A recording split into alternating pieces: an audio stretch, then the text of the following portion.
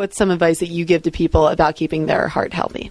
I think one of the main things that everybody can do to keep their heart healthy is make sure that they're getting the recommended amount of exercise, that they are taking in the proper amount of fiber, which is usually between 25 and 35 grams a day. The more soluble fiber you take in, the lower your cholesterol levels typically are. Looking for alternative sources of protein that don't have a lot of saturated fat in them.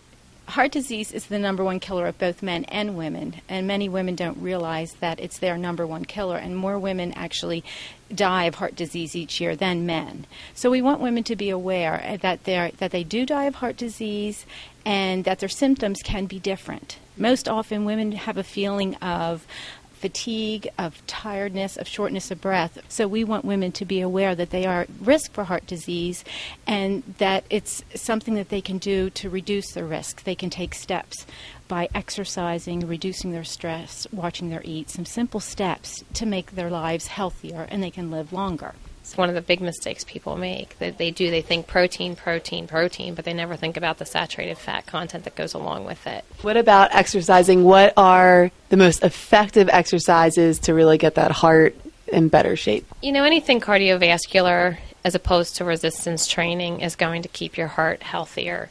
Anything that causes the heart rate to be elevated will ultimately keep your blood pressure lower and keep your bloodstream running a little smoother. What do you say to people that come to you because they have severe heart problems? What do you tell them about the importance of taking care of their heart?